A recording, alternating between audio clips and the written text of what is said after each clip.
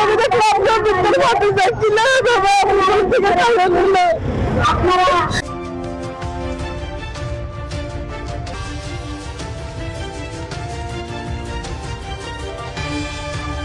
আমি স্যার বিচার হয়ে গেছে অথচ আমরা ভাইমার কি দোষ করছি আমি ভাইমারে এখনো বিচারে না কেন এখনো আমাকে ফুল খালি করে চলে স্যার অথচ এখনো আসামি এখনো রয়েছে আমরা কি দোষ করছি ভাইমার কি দোষ করছি নিষ্পাপ পুরীরে কি লেগে বাবা ফোন করা হয়েছে এখনো তার মানুষের সবাই তারা হলো মাছ মাছ খাইতেছে আর আমরা ভাইমারা খাইতেছি না আমরা ফাটাইয়া খারাইছি তার লাগিয়া বলে আমাকে ছবি দেখলাম ভিতরে ফাটে যাচ্ছিল বাবা থেকে টাকা দিল বিচার বিচার ওইল আমরা আর কোনটা বুঝলাম না এখন কোনো ফাঁসি নাই পাইমারে নারী ফেলাইলো আমরা আর বুক তারিয়ে হলো আমার নাতিন না আছে তারে হলো আমরা সামনে হাসি আমরা আসামি নজর হইছে না এগুলা এটা যেমন বুঝনো ফেলাই দিরা আমরা তার আসামি দৌড়া চাই রামিসার রায় যেতে ভালো জাতিরও খানে হয় না আমরা পরিজা কাণ্ড হইতো রামিসার বিচার হইতে পারলো আমার ফাইমার হেলে বিচার হয় না কিতার লাগে আমরা কি এই দেশের নাগরিক আমরা বুদ্ধি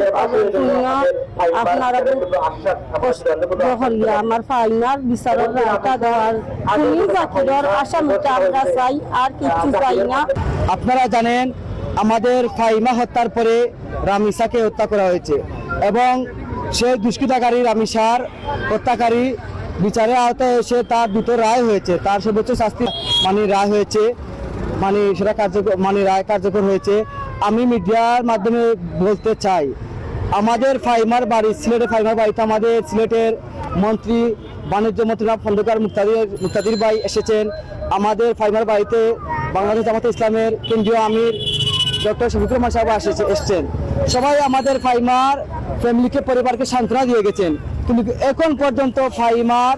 দুষ্কৃতকারীর কোনো বিচারের কার্যকর শুরু হয় নাই। আজকের এই মানববন্ধন থেকে আমি পরিষ্কার ভাষায় বলে দিতে চাই যাতে দ্রুত বিচারের কার্যকর শুরু হয় এবং আমার বাংলাদেশ সরকারের প্রতি আহ্বান থাকবে, আইনমন্ত্রী সহ আহ্বান থাকবে যাতে দ্রুত বিচারের কার্যকর শুরু হয় এবং দুষ্কৃতকারী জাকিরের সর্বোচ্চ শাস্তি হয়। সেই আশা প্রত্যাশা রেখে মিডিয়া ভাইদেরকে ধন্যবাদ জানিয়ে আজকে চাষে যে বই দিব বিকালে আমরা চাই সরকারের কাছে আবেদন করতাম, পুলিশ আবেদন করতাম যে মাসে দ্রুত 5-6 দিনের বেঁচে আমরা যে এই যাইতে আমরা পাই এই বিলেমা পড়তে হয়েছে। বাচ্চা